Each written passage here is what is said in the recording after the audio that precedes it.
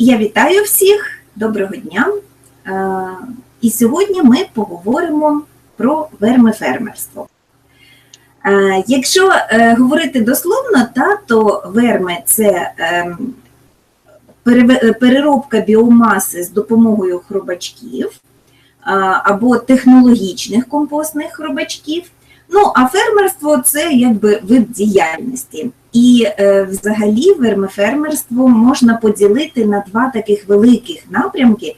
Це вермикультивування, ця діяльність, яка спрямована на власне виведення біомаси хробачків. І вермикомпостування – це переробка відходів з допомогою хробачків. В першому випадку важливо отримати максимальну кількість хробаків, а в другому важливо максимально більшу кількість відходів перетворити на біогумус. І якщо ми говоримо про вермифермерство, це яскравий приклад перетворення відходів на доходи або цінні ресурси, які може використовувати кожна людина. Доходи в цьому випадку можуть складатися з різних видів діяльності навколо цієї теми. Тобто це може бути отримання біогумусу, добрива, тобто переробка сировини, отримання добрива. Друге – це отримання добрива в рідкому стані. Вермичай – це як побічний продукт вермивиробництва. Як ми казали вже, це може бути біомаса черв'ян. І один з видів доходів – це може бути утилізація сміття. Тому що, принаймні в нашій країні, коли відходи привозяться на полігон, з кожної машини, з кожної тонни платиться за їх утилізацію, за те, що вони заїжджають на полігон. Якщо цей поток скерувати в напрямку вашої ділянки, то яка різниця, кому вони платять гроші? Тобто так само можуть сплачувати вам. І не обов'язково в цій діяльності займатися чимось одним. Це може бути повністю поєднання всіх різних напрямків, а можливо ви зможете придумати ще щось на цю тему. Козирем цього виду бізнесу може стати саме сировина, тому що сировина, власне, для цього виду діяльності може служити відходи інших якихось виробництв. І замість того, щоб вони ставали сміттям, ви можете використовувати їх для свого бізнесу. Якщо подивитися, що ж саме це може бути, то ми можемо побачити, що це відходи тваринництва, відходи ВРХ, від свиней, кіз і такого роду тварин мають бути прокомпостовані приблизно рік, для того, щоб вони були придатні.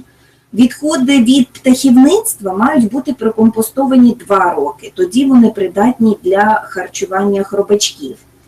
Це можуть бути відходи харчової промисловості, різноманітні. Це можуть бути відходи целюлозно-паперової, деревопереробної, крахмалопаточної, м'ясної, рибної. Тобто це все хробачки переїдають.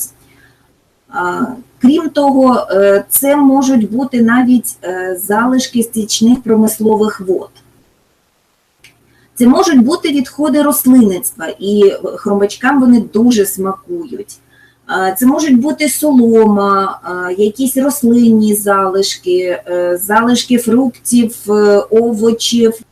Ще одна велика такий напрямок – це побутові харчові відходи. І я би до них віднесла як до близьких, хоча вони, напевно, середні між промисловістю і побутовими, це відходи ресторанів.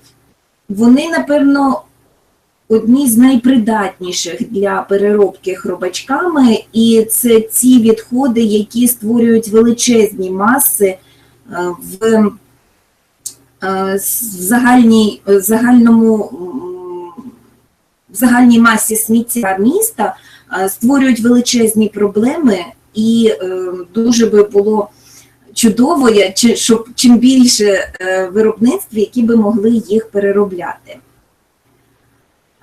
Власне, якщо ми говоримо про побутові харчові відходи, то тут можна розглядати, крім якоїсь користі, яку отримує фермер, і одночасно він може вирішувати ще декілька проблем, які виникають в зв'язку з цими відходами. Це може бути зменшення кількості відходів всього міста, про що ми казали, тому що в середньому, якщо ми візьмемо сім'ю середньо по місту, то в рік одна квартира може продукувати від 300 до 600 кілограмів сміття, а з них десь 80% може бути харчових.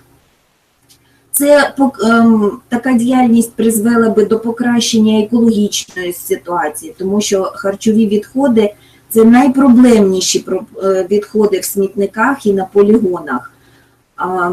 І заодно ми можемо підвищувати рівень екосвідомості громадян, містян наших, адже навчившись поводитись з харчовими відходами, а це, напевно, більшість відходів, які викидаються з квартири, то це надихає розібратися і з іншим сміттям, тобто там вже йде все набагато простіше, легше, і я так сподіваюся, що така місія може бути в такого бізнесу – це очищення своєї квартири, свого подвір'я, свого міста, і в цілому нашої планети.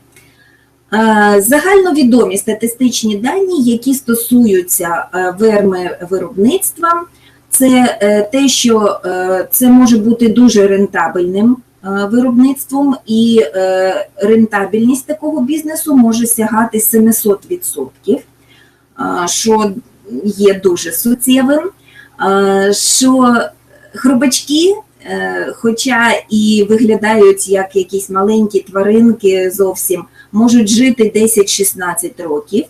Це те, що за добу червоний каліфорнійський черв'як, наприклад, переробляє масу компосту рівно власній вазі, 1 грам. Це якщо він росте, тому що коли він виростає, він їсть вже трошки менше, але і по вазі він стає більше, тобто десь 1 грам він встигає переробити за день.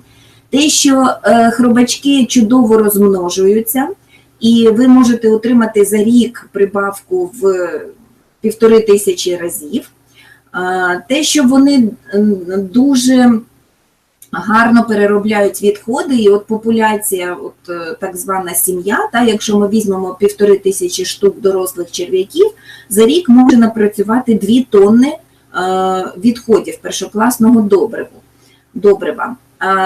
З 1 тонни відходів приблизно виходить 600 кілограмів біогумусу і 100 кілограмів біомаси черв'яків.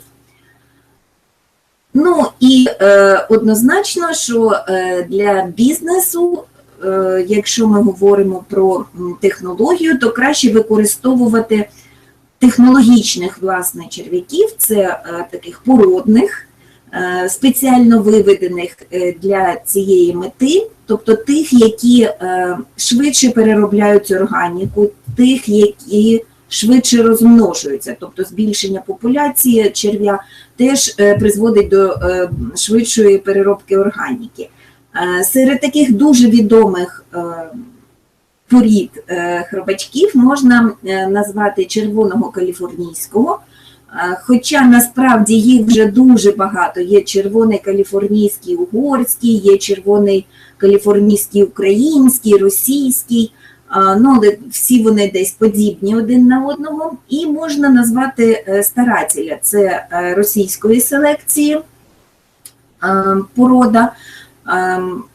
Я зараз дуже опікуюсь невеличкою кількістю пахарів. Це білоруська порода хробачків. У кожної з них є свої плюси і є свої мінуси, як і у всього. І якщо коротенько пробігтися, то ви знаєте, напевно, червоний каліфорнійський, він не переносить низьких температур зовсім. Старатель дуже не любить кислих відходів, тобто, власне, от харчові відходи міста, з ним складніше трошки переробляти. Пахарь поки що мені подобається найбільше серед усіх. Ці дані статистичні, вони в інтернеті вже багато років, в усіх підручниках, і я думаю, напевно, якщо ви цікавились цією темою, вони і вам попадалися. Нічого нового такого я не сказала, але на чому я хочу наголосити, що вони, якщо працюють, якщо справджуються, то, напевно, це в ідеальних умовах, які ви можете створити для хробачків. Тобто для них потрібна температура 23-28 градусів Цельсію, вологість десь 70-80% вологість субстрату і їжа, яка їм подобається. Також важливо для них спокій, щоб зайвий шум, якісь перенесення, перетрушення, перевернення, перемішування для хробачків завжди це стрес, і в таких ситуаціях вони завжди уповільнюють своє харчування, ну і відповідно падають показники виробництва. Значить, коли ми намагаємось уявити собі, от що ж таке вермифермо, то насправді я хочу сказати, що це можна робити абсолютно в різних розмірах. Це може бути один ящик. Менше ящика ми пробували, але це виходить дуже нестійка система. Там треба дуже багато уваги, щоб не пересох субстрат, щоб вистачало їжі, щоб не було їжі зайвої. Тобто от мій особистий ящик з хробачками – це система, яка може існувати при догляді. От в мене зараз це десь 1, 2, ну, максимум 3 рази на тиждень. Тобто я спускаюся в підвал, закладаю їм їжу, і, в принципі, на цьому догляд за ними особливо закінчується. Але насправді вермиферми можуть бути і дуже великих розмірів, може займати цілі гектари, і стартувати можна в цьому бізнесі абсолютно з нуля, ну, хіба що там на саму біомасу от черв'я закупитися, тому що моя вермиферма, наприклад, принципово складається з якихось речей, які не потребують додаткового вкладення. Тобто це ящики, які можна знайти на смітнику, це простелення мішком, який теж викидають дуже багато людей, і зверху укриття – це звичайна клійонка, якої неміряно можна знайти в смітниках. Але старти для вермиферм можуть бути із дуже величезних грошей, там можуть вкладатися мільйони доларів. І чому це ми зараз подивимось трошки далі. Пару слів я хочу розказати ще, власне, про свою ферму. Вона знаходиться у нас в нашому будинку в підвалі. Це звичайний 9-поверховий панельний будинок, яких сотні у нас по місту, яких тисячі, мільйони в нас в країні, і, думаю, не тільки в нас. Тобто нічого надзвичайного. Але в нас є приємна особливість. Під першим поверхом ми маємо технічні приміщення, де проходять труби теплотраси.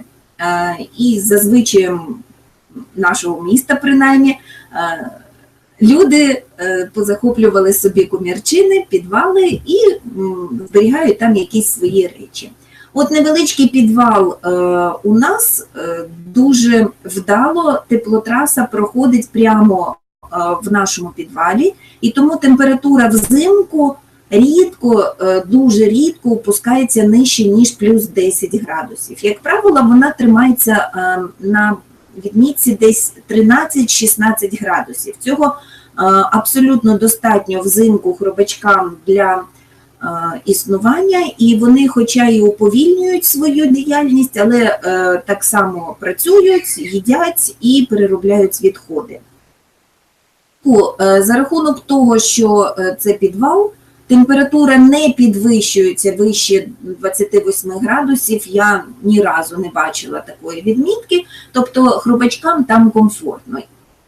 Дуже рідко, коли в нас довго тримаються мінусові температури, то температура може понижуватись, і на цей випадок я спеціально придбала таку утеплюючий коврик, і декілька разів мені довелося його застосовувати. От вся вермиферма в зимовий період, наприклад, у мене складалася з 6 ящиків, зараз це, на жаль, всього 3, і то не зовсім повних, тому що ми постійно проводимо агітаційну діяльність, постійно ділимося, постійно наші хробачки переходять в інші руки.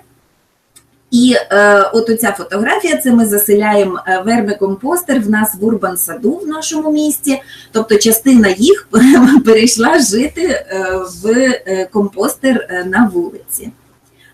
Про те, як організовано в мене от сам ящик, щоб зазирнути трошки всерединку, я багато експериментувала, багато випробовувала різних технологій і прийшла на сьогоднішній день до такої, напевно, найпростішої, як для мене, а може і для всіх. Це система, яка, от як ви бачите, умовно ділиться ящик на 2 частини. Спочатку я розділяла їх, з самого початку я пробувала систему, коли один ящик ставиться на другий. Але мені завжди важко було відокремити з нижнього ящика біогумус, ніяк мені не виходило. Потім я закладала ящики повністю. Тут була небезпека, що хробачки могли не встигнути переробити всі відходи свіжі в ящику, і вони могли загнивати. Тому я прийшла до висновку, що відходи потрібно давати хробачкам невеличкими порціями, тобто це десь шар не більше, ніж 5 см, 5 см максимум. І я на сьогоднішній день використовую таку систему, що ящик якби поділений на 2 частини. Раніше я його фізично ділила, я робила спеціальну сітку, ставила посередині, для того, щоб субстрат з одного боку не пересипався в інший. Але на сьогоднішній день мені вдається вже так господарювати, що воно якось так не сильно пересипається і в цьому нема потреби. Чому тільки наполовину? Я зараз поясню, тому що тут є 2 важливих аспекти. Перший – це те, що хробачки, отримуючи свіжу їжу, мають можливість не їсти її. Якщо їм щось дуже не подобається, якщо туди потрапили якісь інгредієнти, які могли би бути для них неприйнятними, хробачки, вони все ж таки розумні тваринки, вони не йдуть в субстрат. Але якщо ви закладете субстратом повністю цілий шар на цілий ящик, хробачки можуть загинути. У мене, на жаль, був такий прикрий випадок, коли якісь потрапили відходи видно, захімічені нашою сільською промисловістю, і загинули хробачки, тому що вони просто не мали вибору, куди їм подітися, тобто вони отруїлися. Тому тепер я кладу тільки на половинку. З іншого боку, ця система дуже зручна, тому що, заклавши доверху одну половину, я починаю складати відходи на другу половину. І коли друга половина доходить до верху, з першої половини вже спокійно можна відокремлювати біогумус, тому що всі хробачки поступово, це не за один день відбувається, поступово, вони переходять в ту другу частинку. Тому перша в нас лишається біогумус, який ми можемо відокремити, і потім починаємо знову, коли наповнюється друга частина, починаємо знову з першої. Отак от ліво-право, право-ліво в мене функціонують ці системи. Якщо говорити про дуже часто питаються там, які відходи можна давати, які не можна давати. Я не кладу в компостер м'ясні відходи, кістки якісь, м'ясні рибні кістки, не кладу дріжджовий хліб, корочки, горбушки, залишки якісь хлібу, дріжджового хробачки не їдять, він пліснявіє і починає псувати відходи навколо. Я не кладу в компостер відходи, які вже почали псуватися, тому що це теж заражає сусідні відходи і відбувається не дуже хороший процес. Хробачки таке зовсім гниле, вони теж не їдять. Я стараюся не давати якихось там суперкислих відходів, тобто там великій кількості лимонів, хоча в нас і не утворюється, але не даю. Все решта даю. Даю шкурки апельсинів, мандаринів. Хтось от недавно мене питався, кажуть, ніяк не працює. Мої хробачки переїдають чудово. Дуже люблять вони фрукти, ягоди з компотів, тобто вони люблять солоденькі. Люблять в мене спиту каву, спитий чай, спиту каву, ну, як справжні львів'яни, наші хробачки це полюбляють. В невеликих кількостях це в субстраті дуже, я бачу, позитивний ефект. Тобто решта відходів зі стола, які лишаються раптом, очистки, якісь шкурки, картоплі, моркви, буряка, щось таке. Дуже люблять вони залишки салатів, тобто зелень якась, великі відходи важливо подрібнити. Качеришку капусти, якесь велике листя, наприклад, верхнє листя з капусти, коли знімається, якісь великі стебла з якихось трав, наприклад, шкурка банана. Це обов'язково подрібнюється, розмір має бути приблизно, ну, тобто ніхто ж не буде стояти з сантиметром і вимірювати, але приблизно це не більше, ніж сантиметр на сантиметр і на 5 сантиметрів. Отакі шматочки мають бути. Причому м'які і солодкі відходи, такі як з компотів, хробачки з'їдають з задоволенням навіть більшого розміру. А якщо це щось тверде, що їм менше подобається, то варто подрібнити більше, щоб швидше почали це переїдати мікроорганізми, і тоді вже приступають хробачки. Серед таких відходів це може бути шкурки з картоплі. От вони потребують деякого часу, щоб хробачки за них взялися. Свіже листя, от теж якийсь час проходить, невеликий, але все ж таки є. Процес цей у мене на сьогоднішній день відбувається не просто, а дуже просто. Вдома стоїть невеличкий контейнер, який заповнюється відходами приблизно за день-два. При кожній загрузці цього контейнера, якщо утворився шар, наприклад, готується борщ, утворилась там кількість якась лушпиння, там обрізків, от цей шар от за один раз, те, що закладається, обов'язково пересипається бокаші. Бокаші – це препарат ефективних мікроорганізмів в сухому вигляді, і мені дуже подобається, тому що він забирає якусь частину зайвої вологи з відходів. З зайвою вологою при накопиченні відходів можна поступати різними методами.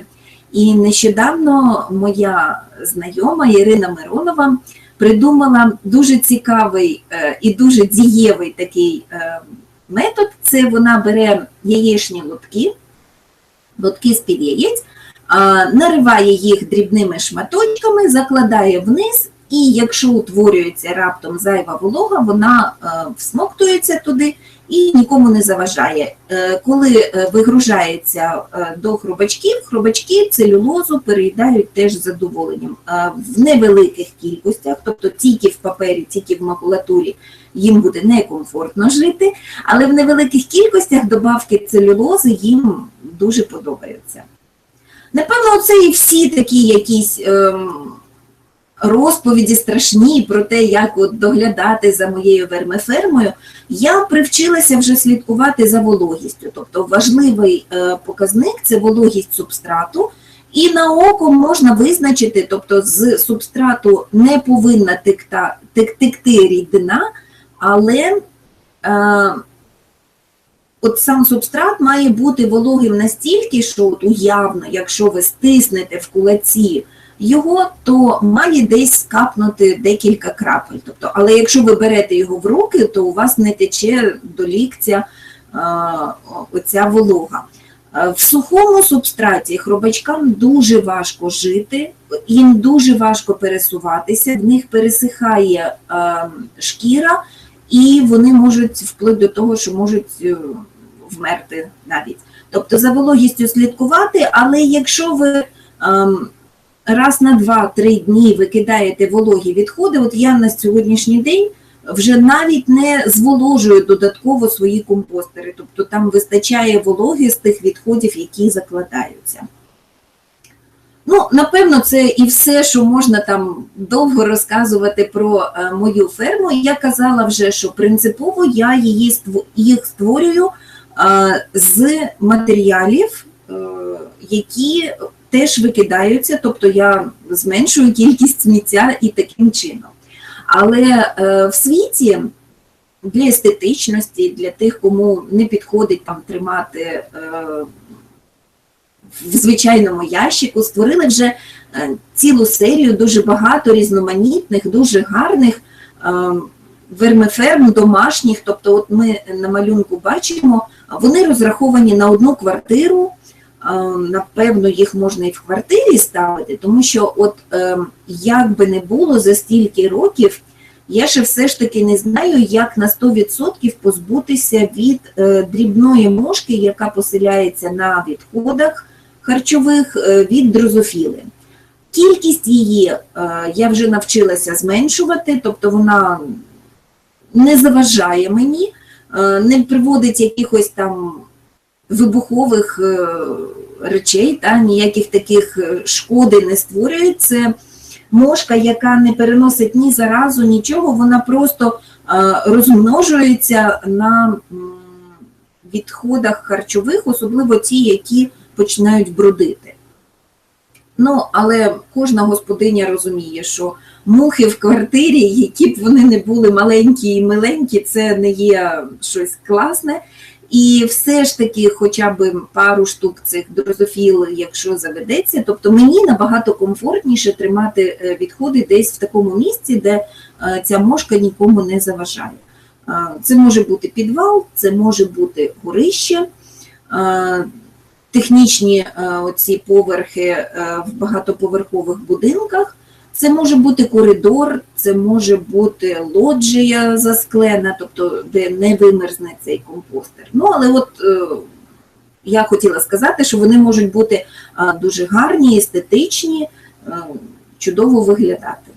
Кількість от таких ящиків там, яка потрібна для того, щоб переробити відходи вашої сім'ї, ну, заздалегідь дуже складно визначити.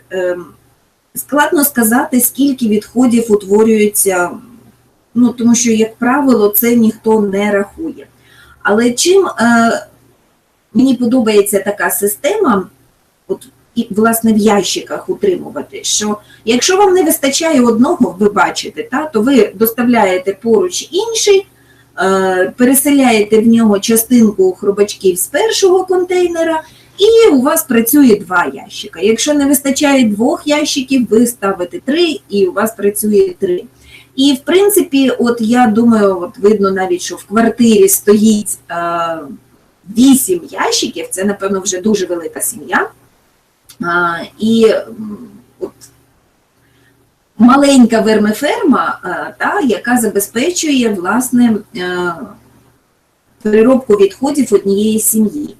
Хоча дуже приваблива ідея – це те, щоб в багатоповерхівках люди могли об'єднуватися і в таких технічних приміщеннях могли би ставити, от як на фотографії ми бачимо, цілі системи, де би переробляли спільно свої відходи. Це набагато веселіше, цікавіше, коли ти не один займаєшся серед усього будинку і сусіди можуть там коситися на тебе, якесь невдоволення виказувати. А якщо принаймні декілька людей, то це набагато приємніше заняття стає. Спільно легше вирішувати якісь проблеми, спільно легше доглядати, тому що це цим займатися можна по черзі. І, в принципі, от я аналізувала технічного приміщення, наприклад, на горищі, яке є в багатьох будинках, має бути достатньо, щоб переробляти всі відходи будинку. Тобто харчові відходи з будинку можна переробляти прямо на місці і нікуди не вивозити. Це, як на мене, дуже приваблива ідея. Якщо ми говоримо, що хтось спробував, йому сподобалося, то таку систему можна тиражувати і в більших масштабах, і є цілий напрямок вермиферм, які, власне, технологічно для розведення хробачків використовують саме ящики. Ящики достатньо великі для того, щоб було зручно там хробачкам, але достатній це розмір для того, щоб одна людина могла з ними поратися.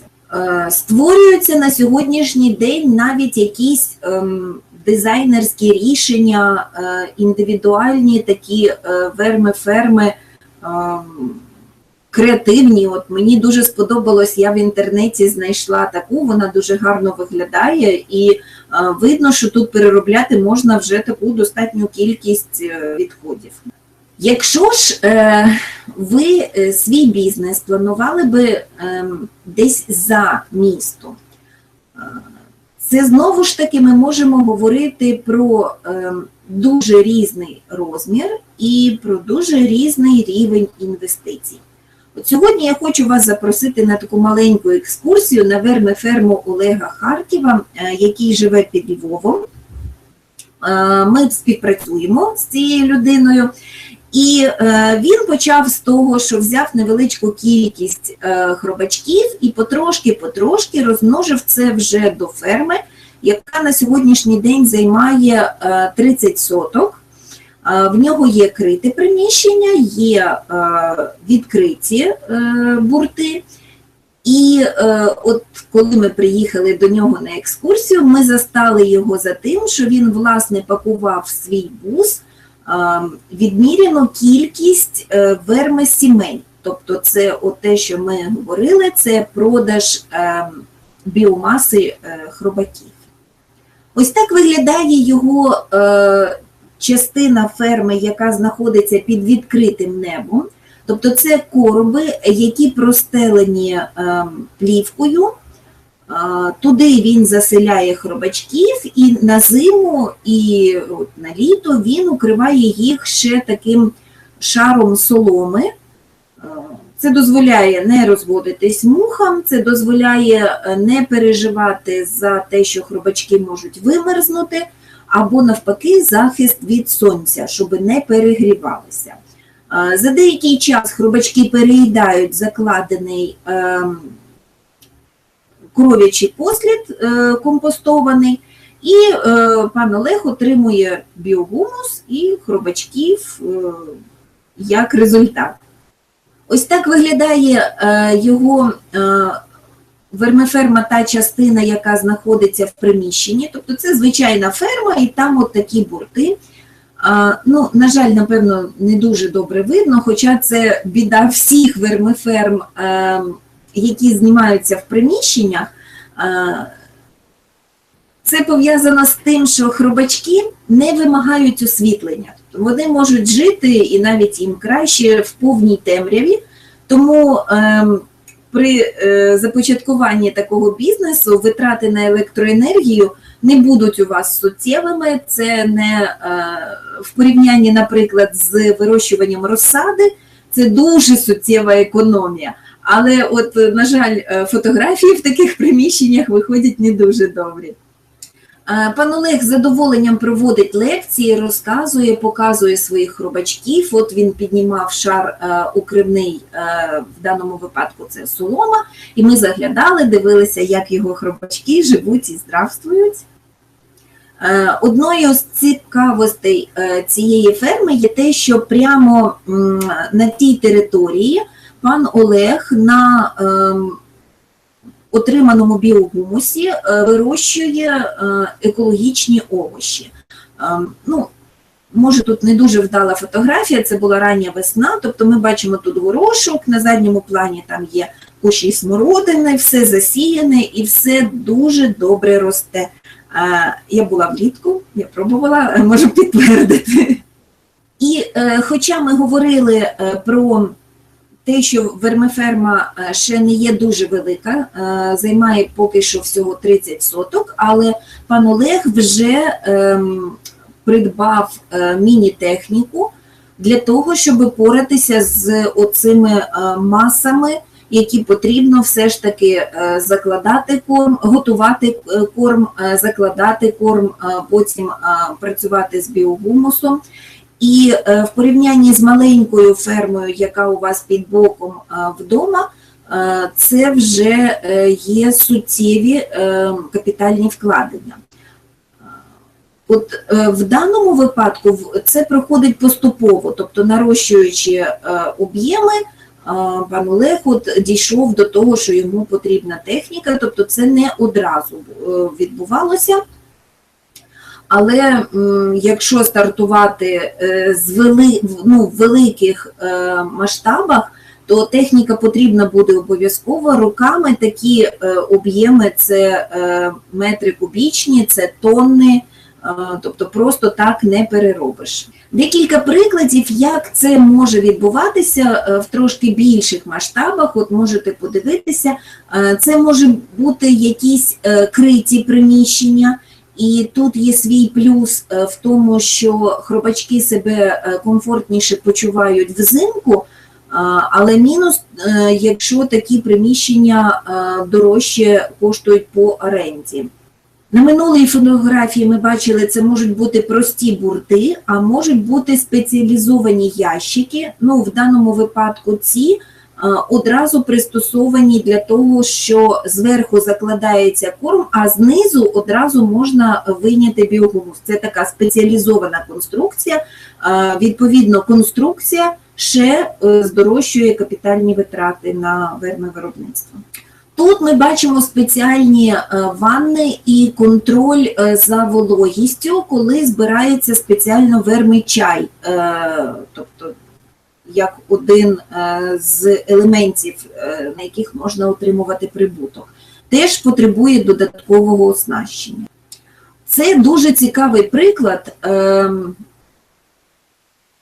Це в Китаї побудована величезна вермиферма, яка переробляє відходи міста дуже швидко. От кожен цей поверх – це ну, так приблизно як бігова дорожка.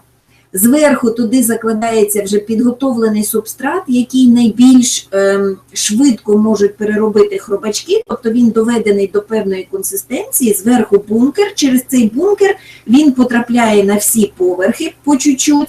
Хробачки ж рухаються от вверх по таких нахилених доріжках, і періодично ці доріжки можна прокрутити, і готовий біогумус зсипається по краях. Ну, от це те, що я казала, деякі вермивиробництва потребують одразу мільйонних витрат, тому що така конструкція коштує чималенькі гроші. Вермиферма може бути на відкритих майданчиках, і от декілька прикладів такої організації.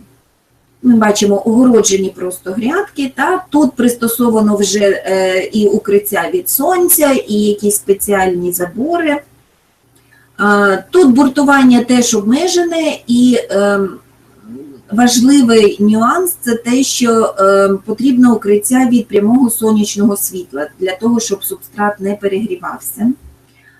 Тут ми бачимо взагалі промисловий зовсім варіант, де все тут продумано, високотехнологічно, і ви розумієте, що і облаштування таких коробів, і бетонування майданчиків, і без техніки тут працювати неможливо, тобто це вже серйозний полігон такий для вермивиробництва.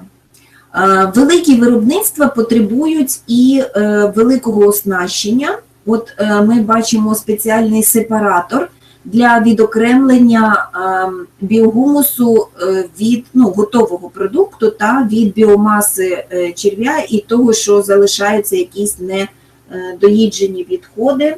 Тобто це теж устаткування, з яким працюють, коли вже об'єми такі, що в руках пересіяти або просто напряму використати цей біогумус неможливо. І як пермакультурні дизайнери, ми розуміємо, що на таких виробництвах великих дуже важливу роль починає відігравати правильна його організація або дизайн, або пермакультурний дизайн. І при правильному дизайні це може сприяти виробництву, а при неправильному це може навіть спричинити завал всієї ідеї, якщо буде не продуманий, власне, дизайн організації. Як для дизайнера, який би пропонував такі рішення, дуже важливо врахувати, зберегти баланс три найважливіших таких складових. Це, по-перше, бажання клієнта, що він хоче отримати на виході, в результаті всієї цієї затії. Потім це врахування і компонування наявних і можливих ресурсів, тобто це приміщення або території, поєднання з іншими якимось, наприклад, може бути тепличний бізнес, це врахування водних ресурсів, тому що для вермивиробництва вони потрібні, це робота з кормами, чи потрібно їх буде додатково готувати, чи вони вже будуть готові, це взаємне розташування, це робота з персоналом, тобто тут є над чим працювати. І дуже важливий третій елемент – це збут. Тобто куди в кінцевому результаті результат цього виробництва буде проданий, як будуть отримуватися гроші. Сам процес переробки хробачками біовідходів – це дуже природнє явище, яке людина просто змогла використати в своїх інтересах. І що підійде для вас? Чи це буде невеличкий бурт десь в куточку затишному на вашій загальній фермі? Чи це буде один ящик десь у вас біля вашої квартири? Чи це буде якесь велике виробництво, звичайно, вирішувати вам?